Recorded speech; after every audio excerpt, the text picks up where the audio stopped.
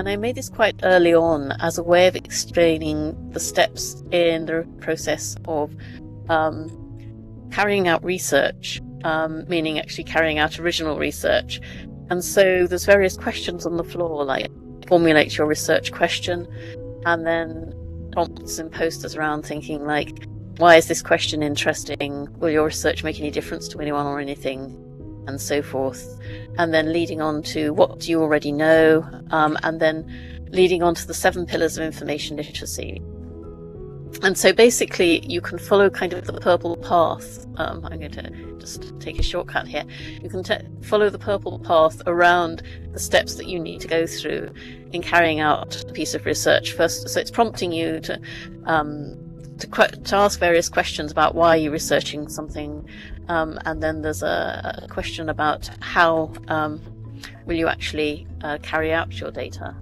And going across this little bridge, which can be slightly perilous, there's things about data collection, questions about how you're going to, who are you surveying, and so forth. The 7 pillars, and I did a model of that very early on in about 2008. And then this platform is about quantitative research, and it's actually got a couple of Second Life quantitative research tools like the Opinionator. So you should get an automatic pie chart created as soon as you go on to, you have to go on, make one of the choices. So with this one that I picked out randomly, it was actually one I used with students, and I'd ask them, what do you think, say, a telephone directory is? Is it data, information, or knowledge, or none of these? You just heard a lecture from Nigel, is that data, information, or knowledge? And so it was kind of, and then they had to justify what choice they made. So it was quite a good teaching tool. I periodically reorganize things, but the one that we're at so whenever there are presentations, I put the material up here in the end, because there's too much just to put on the ground floor of the island. So for example, this one here actually has material, not just posters, but note cards about an activity that I did at an international conference a few years ago. And one thing I did for this, to present it in Second Life after the conference, was to create a little room using pictures of the actual venue we'd been in, which was rather a nice venue, a rather grand venue in Gothenburg in Sweden. And so I got pictures of the carpet. I decided I was going to do this, so I actually took pictures of the carpet and the walls and things, so I could kind of recreate the venue. So if you do go inside, I'll just go into the entrance here. I took photographs of the posters that were created by delegates, and there's actually pictures of the actual delegates at the venue in there. But yes, so there's quite a lot here, up here, with mostly relating to information behaviour or information literacy.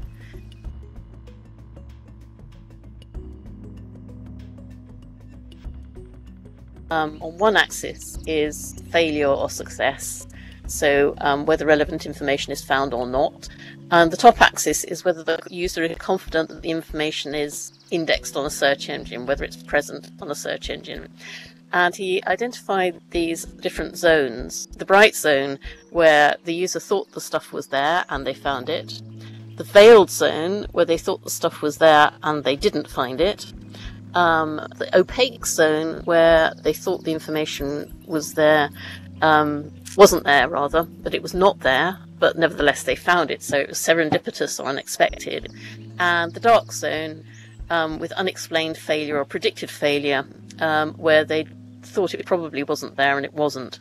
So you can see there's kind of gradations, and you might be able to see that I bought this balloon giver. If you click on this, you get a nice pretty pink balloon, a neon pink balloon, and you'll see that over it it says, as expected, my search worked. So you're going into the veiled zone, and there's some traps in here because it's kind of unexpected, and so you can slip on the banana, in which case you do that. So this is all to kind of bring in the emotions. Yes, and you might get trapped on the trampoline. Yes, it's difficult to get off that. You might have to stop animating or something like that. And gradually you're getting into the to here, where there's a certain amount of bafflement. Why did my search work? I really don't know why. And so the aim is to have something which looks quite abstract when you see it in 2 dimensions, to bring it to life a bit more. Again, I did make this a few years ago, and I could probably improve on it now and give some more examples of different kinds of search. And that's something else that, in fact, I tried with my students, that in the different zones they had to try and think of examples of times when they had searched for something and expected to find something and hadn't. So it's kind of a stimulus again for discussion. This is my favourite exhibit. So it started with quotations about what information or information literacy meant from research that I was leading, looking at the information literacy of academics in different disciplinary areas, and also some research of one of my PhD students who graduated a few years ago, and she was interviewing school librarians to find out their conceptions of information literacy. I found some of those quotations very inspirational myself. It opens my eyes to new horizons which I didn't experience before, as I was blind. I was not able to see anyone except myself, my thoughts, my ideas and my life. Information literacy is to think out of the dark box and to see the sunlight. See, and I put there a presentation that Sheila did at a conference, and that's actually me and her. She's on the right, I'm on the left, in that photograph down there.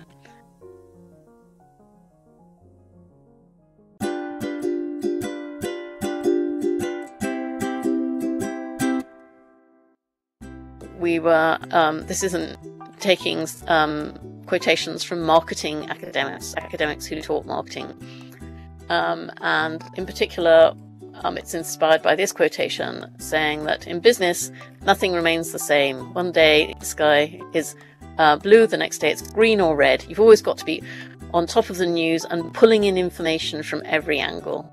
So I thought, well, in Second Life you literally can make the sky blue or red or green, so that's why the sky changes colour. And then you've got news stories here on the floor. At the Times, I pulled out something from the Financial Times. Also inspired by this quotation, so information is vital, and being up to date with the information you are gathering is vital. Being on top of events, so I thought we were actually on top, you can actually stand on top of the news. And similarly, the one quotation over here about information being just like this big purple cloud that's out there, and you've got to go out and roll it back and do something with it. So there is actually a big purple cloud going round and round, which might seem a bit literal, but as I said, it's the purposes of this is to get people thinking about what information means to them and what information literacy means to them. It's kind of highlighting that it means all sorts of different things.